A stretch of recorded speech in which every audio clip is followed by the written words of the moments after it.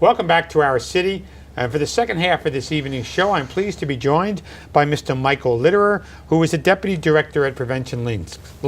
Michael, welcome to the show. Thank you very much for having me. Tell us about you and Prevention Links and what your role is there. Sure. So I am the Deputy Director of Prevention Links. We are a substance use prevention agency. We serve all of Union County and some other counties as well. We have multiple locations. Our main office is in Roselle, but we have 2 locations in Elizabeth. We operate the Bayway Family Success Center, which is at Moravlag Manor in the community center. And we also operate the Elizabethport Community Center down on 2nd Street. Now, you're an Elizabeth kid, though, right? I did. I grew up in Elizabeth.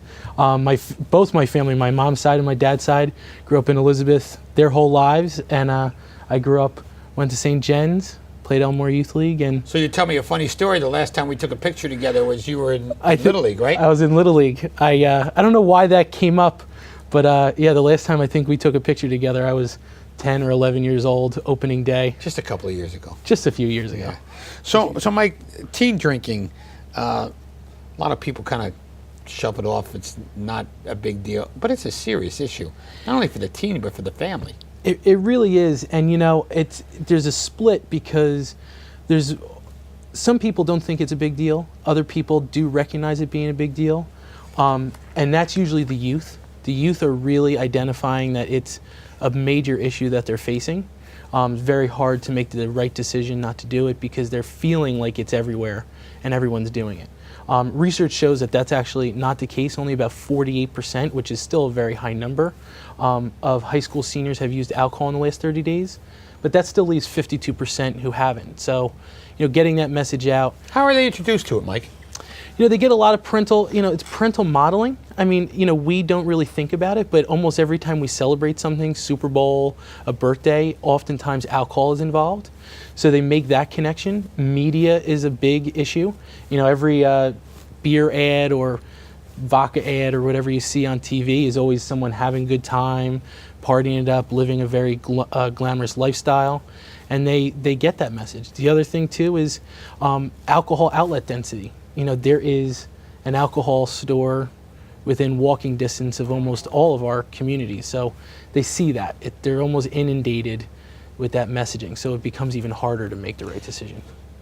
What I noticed is you didn't mention peer pressure. Do you think that plays a role in your studies or in your effort to abate teen drinking? Peer pressure is another major issue. One is the perception that kids think that everyone's doing it, so they're very nervous to say no, not to do it.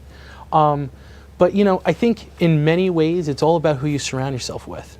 So the trick is to, when someone makes that good decision, the best way to deal with peer pressure is to surround themselves with those who are not going to ask them or pressure them to do it. Kids should also have what we call the peer pressure strategy or an exit plan.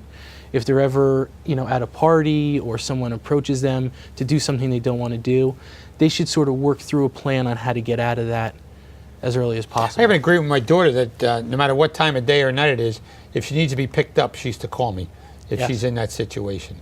And to add one piece to that would be like a code word.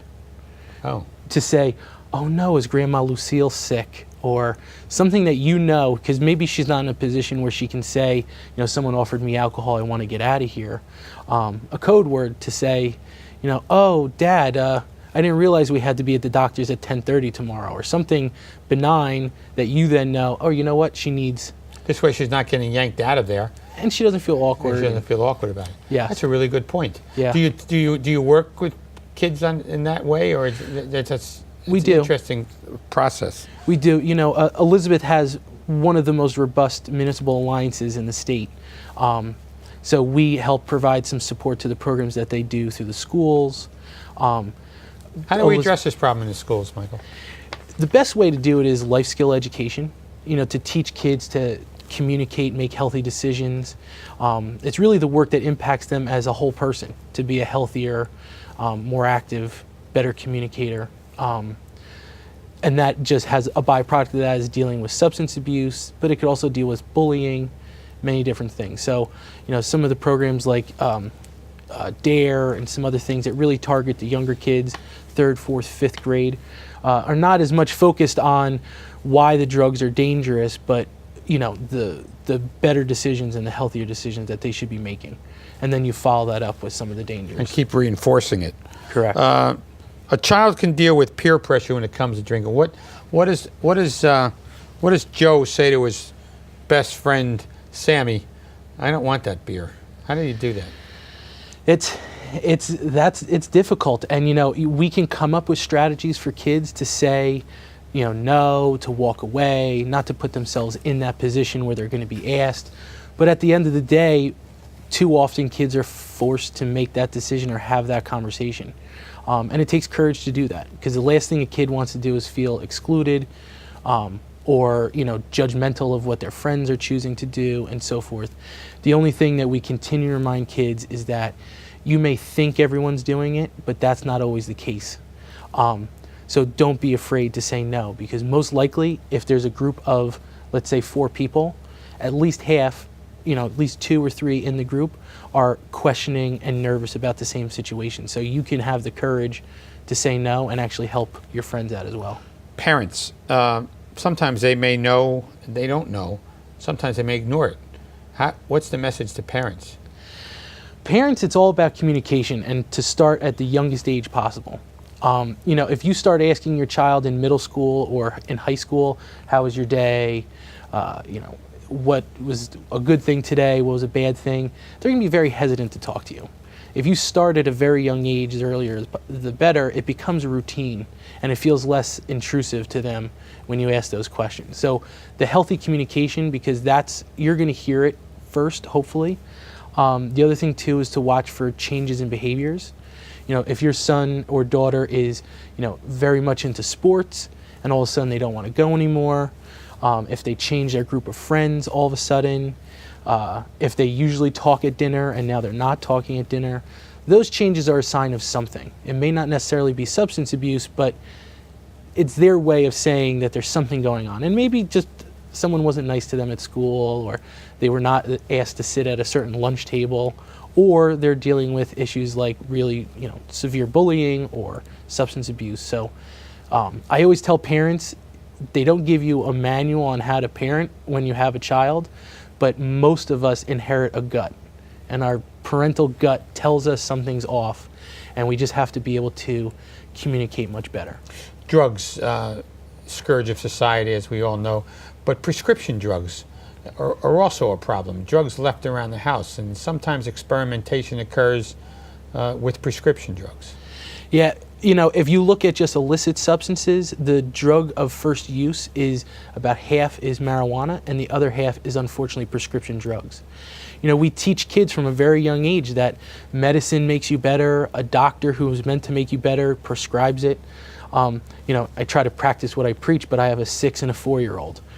Whenever they have an earache, I almost have to put them in a headlock to get them to take their antibiotics. And I'm like, this is going to make you better. My daughter doesn't do any of that stuff. Yeah, this is going to make you better. You got to take it. But then at some point, you have to educate your child to say, well, if it's not prescribed to you, or if you don't take it as prescribed in the right quantity and so forth, it can be dangerous. Mm-hmm. So it's really educating them. And then the other thing is access and availability. In 2010, there was enough prescription painkillers prescribed in 1 month to medicate every American adult. In 2012, there was enough prescribed, so every That's American... over 300 million. Yes. You're talking about tremendous, tremendous increases in the amount of prescription drugs being prescribed. As a society, we want the quick fix. We'd rather take a diet pill than exercise and go on a diet. So there's a pill for everything these days. And we're, again, with marketing and so forth, pharmaceutical companies spend a lot of money to market that. Well, a byproduct is people over-prescribing or taking drugs. I also use the example when I was going into college, between my senior year of high school and college, I had my wisdom teeth removed. And I was given a bottle of 90 Percocets, which I went to college with. I took 2 of them. Now, I didn't do anything with it, but when you're talking Those other about 88 could easily have been sold, is what you're saying. sold, gotten into the wrong hands, someone could have stole it out of my medicine cabinet. So it's very important that we properly dispose of prescription medication. We have a monitor. lockbox in police headquarters. Yes, and anyone can go there 24 hours a day, drop off medication, no questions asked. We also do some work with realtors because we provide lock boxes to realtors. There's a outbreak nationally of people robbing houses during open houses and taking the medicine out of the medicine cabinet. So we encourage people to lock up their medicine cabinet. We are partnering with the county on an initiative to do a training for funeral directors. You know, often when a loved one passes away, they were on a laundry list of medication and have 500 pills left over, and most people don't realize how to properly dispose of that. And there's no way to reuse those pills, right? The FDA doesn't allow us to do that in this No, country. and that's the most unfortunate thing. With the cost of prescription medication, you would love to be able to transfer it over, but once it's prescribed and dispensed, it cannot be given to anybody else. I guess it would get tampered with in some way, That right? they can't assure that nothing's happened. So another one of my notes here talks about club drugs. yes. Yeah, tell me about what's club drug? So club drugs really gained popularity in the late 90s, early 2000s as drugs known as ecstasy. They were homemade pills that were being pressed and stamped, and also known as the love drug. People take this while they go to dance clubs and so forth. It gives a very euphoric feeling. It's actually a synthetic cathinone. Today, we heard of bath salts. Bath salts were a form of club drug, which gained popularity around 2008. And most recently, it's a drug called Molly, which is, again, a very similar chemical compound as ecstasy or bath salts, just being packaged very differently. They're very dangerous, though. They cause a lot of emergency room visits with dehydration. It makes your body temperatures, people who go to the emergency room with body temperatures of 106, 107. Most people die if that happens, though, don't they? Yes, and there's absolutely deaths. We've actually seen some cases also in some local emergency rooms where kids are either taking the club drugs intentionally or they're actually smoking what's known as synthetic marijuana, which is a synthetic version of marijuana that has been laced with the club drugs. And they show up to the emergency room and they look like they're going through psychosis. They're treated one way, but they actually treat drug overdoses very differently. Talk about some of those treatment programs. So there's no magic pill for everybody. So there is quite a wide variety of treatment programs being offered. Anything from once a week for a couple hours to full inpatient for 6 months. They all follow different treatment models, but the best thing to do is if you suspect someone needs treatment, get them to a professional treatment provider. Trinitas. I was just going to say, where do you look? Yeah, it depends. The best place is two ways. You can call our office at 732-381-4100. We will provide referral services. We get quite a number of calls where we refer people. The other agency to reach out to is the County of Union. They have a grant, especially for people who don't have insurance or their insurance doesn't cover treatment services. The county gets a grant from the state to pay for people to receive treatment if they don't have a grant. And Brenda Cruz at the Division of Planning she's the County Drug and Alcohol Coordinator. Michael, I want to thank you for taking the time to join us on the show and talk about an extremely important topic when it concerns young people. And it's good to have people like you that are in that type of business that we can talk to. Yes, Parents can talk to. So if you can give your number, your email address, yes, on how people can contact you before we close would be great. Absolutely. So it's Prevention Links. Our general number is 732-381-4100. That number goes to multiple locations, so you can speak to any one of our staff. Just give them a little bit of information what you're looking for, and we can connect you with either one of our family success centers, with our ePort. We also have the Recovery High School here at Kean University, the Raymond J. Lesniak Recovery High School. So if you have someone who has been through treatment and needs support in recovery, we can help with that. And then any just general questions about drugs and alcohol, we run multiple programs, Strengthening Families, so forth, so you can reach out to us. Our website is www.preventionlinks.org. And again, our number is 732-381-4100. Thank you for joining us, Michael. Thank you for having me. I want to thank Mr. Michael Litterer for joining us on the show this evening, as well as Dr. Paulo Messina, Pastor Carlos Torres, and Mr. Henry Beltran, who were on the first segment. And we'll see you next week on another edition of Our City.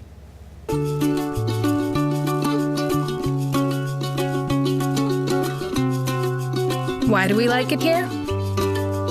Let's just say the reasons are diverse. Kean University.